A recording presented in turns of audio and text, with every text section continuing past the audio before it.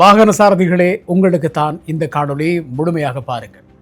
CCTV கேமராக்கள் மூலம் கண்டறியப்பட்ட போக்குவரத்து விதிமீறல்களுக்காக அபராதம் விதிப்பது போன்று போலியான குறுஞ்செய்திகள், அதாவது எஸ்எம்எஸ் மற்றும் வாட்ஸ்அப் செய்திகளை அனுப்பி முன்னெடுக்கப்படுகிற மோசடி குறித்து இப்போது காவல்துறை பொதுமக்களுக்கு அவசர எச்சரிக்கையை விடுத்திருக்கிறது.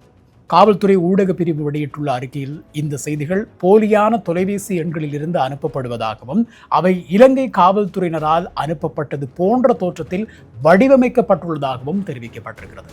காவல்துறையினருடைய கருத்தின்படி பார்க்கின்ற போது இந்த செய்திகளை பெறுகின்றவர்கள் ஒரு மோசடி இணையதளத்திற்கு வழிநடத்தப்பட்டு அங்கு போக்குவரத்து விதிமீறல்களுக்காக அபராத பணத்தை செலுத்துமாறு கோரப்படுகிறார்களாம். அதே நேரம் பொதுமக்களை ஏமாற்றும் நோக்கில் அதிகாரப்பூர்வ கௌபே கட்டண தளத்தை ஒத்ததாக இந்த போலி இணையதளம் வடிவமைக்கப்பட்டிருக்கிறதா காவல்துறை குறிப்பிட்டிருக்கிறது.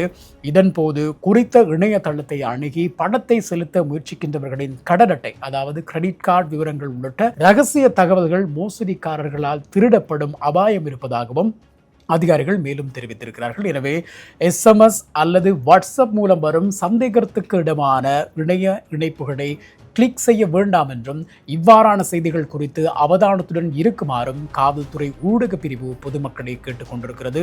அதே நேரம் காவல்துறை உத்தியோகத்தர் ஒருவரால் உத்தியோகபூர்வமாக குற்றம் சாட்டப்பட்டு கௌபே அமைப்பின் ஊடாக உத்தியோகபூர்வ அபராத பத்திரம் ஃபைன் ஸ்லிப் வழங்கப்பட்ட பின்னரே போக்குவரத்து அபராதங்கள் செலுத்தப்பட வேண்டும் என்றும் காவல்துறை தெளிவுபடுத்தி இருக்கிறது. எனவே கவனமாக அவதானமாக இருங்கள். இந்த செய்தியை முடியுமான வரைக்கும் ஏனையவர்களோடு ஷேர் செய்து கொள்ளுங்கள்.